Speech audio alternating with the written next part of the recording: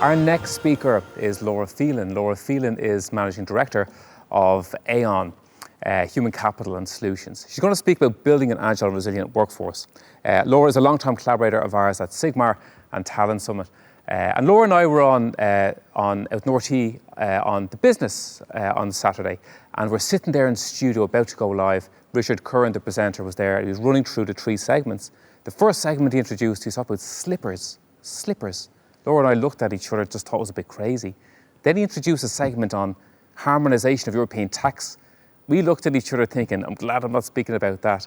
And then he mentioned why women are poorer than men. His head came up to ask me the first question. My head went down. I just said, please ask me about slippers. Please ask me about slippers. Speaking about building an agile and resilient workforce tougher than old slippers, please welcome Laura Phelan.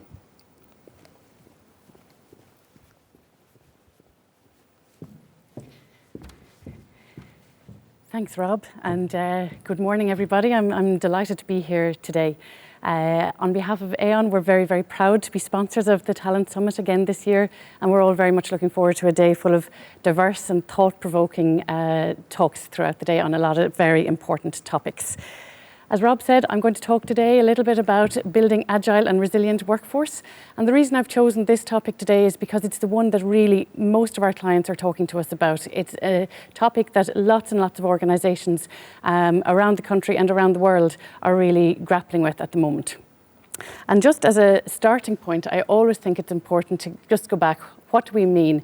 The terms agility and resilience are being used time and time again around the place in relation to individuals as well as in relation to organisations. So just going back, what do we mean by it? Well, I found that the best and simplest definitions are usually the best. And when we talk about agility, we're talking about the ability to adapt to setbacks and challenges. And when we talk about resilience, we're talking about the ability to bounce back from setbacks. So if you like, agility is about bouncing forward, resilience is about bouncing back. And both those aspects and skills are really important at both an individual and organisational level. And certainly the last year has really taught us how important and how relevant they are. But actually, I think if you reflect, they've been important for a number of years. When I think back to all the various different talks and all the various presentations that I've made over the years, I seem to be constantly talking about change. And there's a reason for that, and that's because change is constant. Originally, I talk a lot about what we do in the workplace. Excuse me. And there's a lot of statistics that say what we do is changing, has changed and will continue to change. Some of the stats from the World Economic Forum say things like 14% of the global workforce will need to change their occupational category by 2030. That's not that far away. There's also stats to say that about 9% of the global workforce by 2030 will be in occupations that don't currently exist. And that might sound like a very short time frame, but again, if we look back over the last 10 years, there's lots of jobs that didn't exist 10 years ago. Things like user experience manager, virtual reality consultant, and the one that I think some of my children aspire to is YouTuber or social influencer. So for sure, there's lots of new roles that exist that didn't exist even 5 or 10 years ago, and that change is going to continue. The impact of automation on what we do in the workplace is also having a massive effect, and we've talked a lot about that in the past. The data would suggest that about 800 million jobs will be displaced by automation by the year 2030. But a bit more positively, I suppose, is that we expect at least as many, if not more, jobs will be created by automation and the impact of digital transformation. So therefore, just reinforcing what Robert talked about in the introduction, what we do at work has changed a lot and is changing on a continuous basis. And that has led to how we work changing. About 35% of companies say they have the leaders that are going to drive digital transformation. But that means there are a majority of organisations that feel they don't necessarily have the leadership skills within their organisation to lead this critical change. And so a lot of the talk from World Economic Forums and other forums like that are talking about the importance of sustainable leaders, how people lead needs to change and adapt. When you look at the challenges that leaders, even in the last year, between dealing with pandemics, dealing with societal injustices, dealing with large-scale environmental challenges, how we need leaders to lead and manage to deal with those kind of challenges has to adapt and change. And then finally, as Robert mentioned, the great workforce migration, where we work, has changed significantly, primarily in the last year. And how organisations are dealing with this as we start to emerge, hopefully, from this pandemic and start to look at what is the new normal or the new better or the new world. Different organisations and different CEOs are taking very different approaches. So you have the Goldman Sachs CEO who talked about working from home being an aberration, and the sooner that everybody can get back to the workplace and back to the way things were, the better. And that's one approach, and that's important. Then you have Twitter and Revolut who have said that hybrid working is here to stay, and that people can work from home remotely forever if their role allows it, and that's what they choose to do. And then Spotify going even a step further and saying that employees can still work from anywhere, but they'll remain paying the likes of San Francisco and New York salaries. So therefore, they're not going down a geographically diversified pay strategy. They're saying we will pay for the roles, you can do them from wherever you want, and we will keep paying the premium for the roles and the outputs. So therefore, you can see why and how agility and resilience has become so important in the last year, because fundamentally what we do is changing, how we do it is changing, and now where we do it is changing.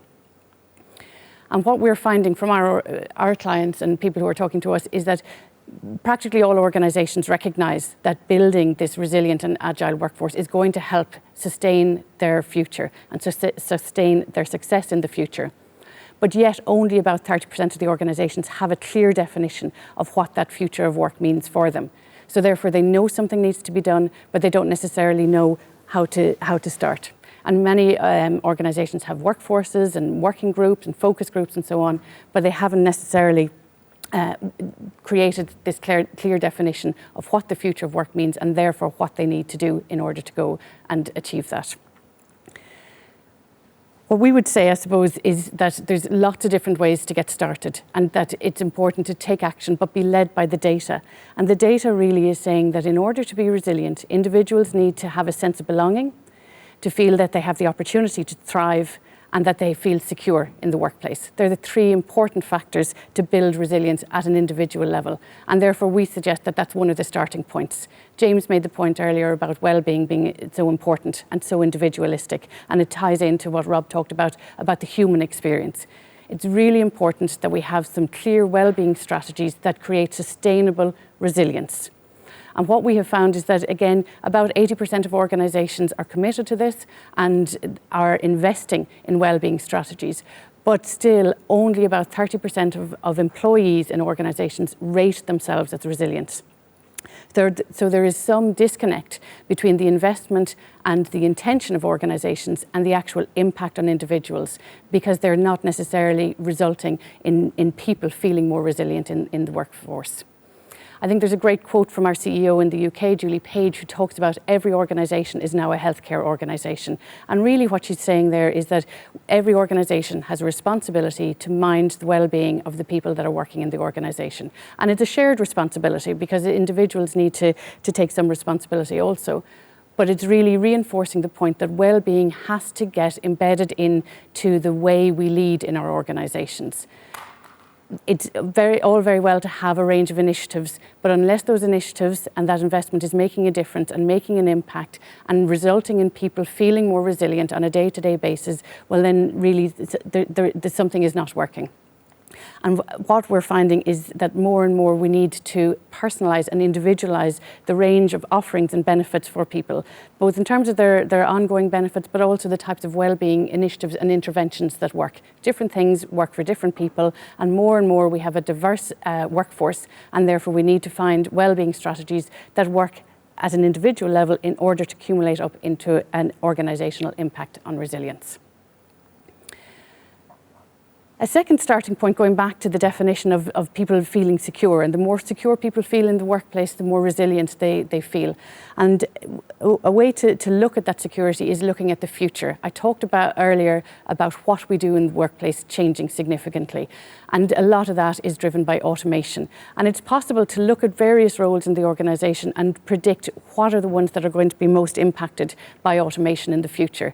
And maybe for most of the audience here today, you'll be pleased to see that the human resources specialist is not at a massive risk of being automated. And that's probably, you can predict why, because a lot of thought and a lot of agility, I suppose, in being able to come up with different solutions is part of that role, compared to perhaps something like an auditing clerk, which has more repetitive actions which potentially could be automated.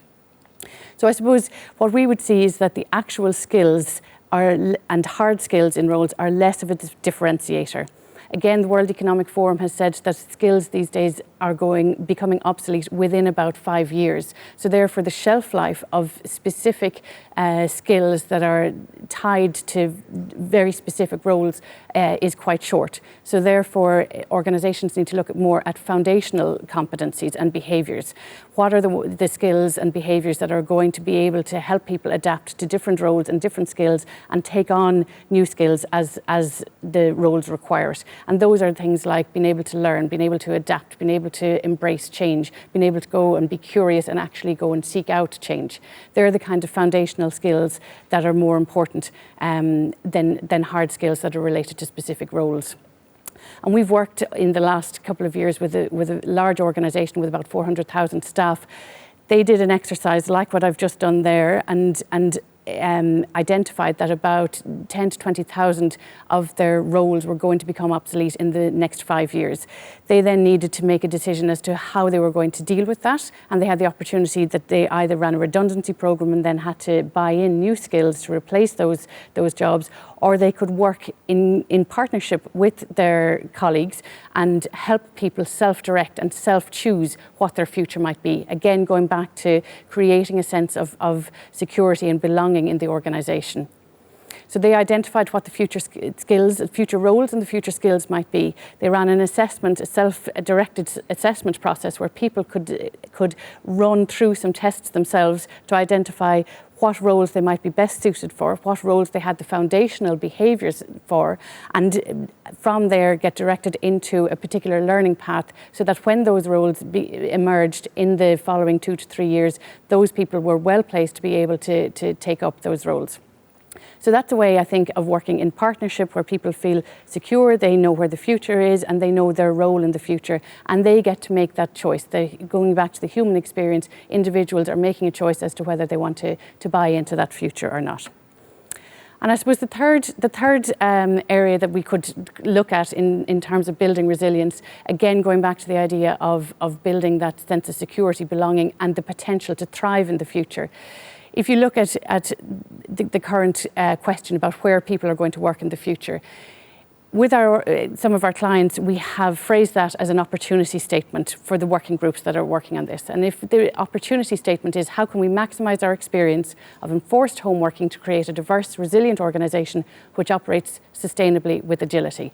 That's the opportunity, and people then are able to identify what some of the actions could be. Primarily, when we're working with client organisations, we take two sets of data. We look at what are the roles that could be done in a remote way, what could be done fully in the office, and what are the roles that could support a hybrid working model. And that's very much a data-led approach to identifying what the roles will support. We then layer on top of that the individual. So what are the individual's preferences for where they might want to work in the future, but also where will they thrive? What are the impact of well-being? So it could be that there are roles that might support working in a remote way. It may well be that people think they want to work in a remote way, but actually in terms of the impact on their well-being and their resilience, they may be better suited to work in more of a hybrid environment. So therefore, going back to a data-led approach, I think it's important to balance the two, looking at what could be supported and then what is best for the individuals within that. So I suppose in summary, I've talked a bit about that resilience within the workforce, because resilience is what drives agility and the ability to change and adapt to setbacks and challenges as we go through it. There are lots of different ways that we can go about addressing those challenges. And I always like this quote from Eleanor Roosevelt, the former First Lady of the US. And the quote is, "What could we accomplish if we knew we could not fail?" And I think given that so many organisations know that something needs to be done about this topic, but so many are struggling to create this vision of the future, I think it's great to understand that actually there is no one right answer. There's lots of right answers, and the challenge for each one of us is to find the set of right answers for us and our organisations. So I hope that you found something useful in that, and I hope that it got you thinking about the what, the how, and the where your workforce might be in the future. Thank you very much.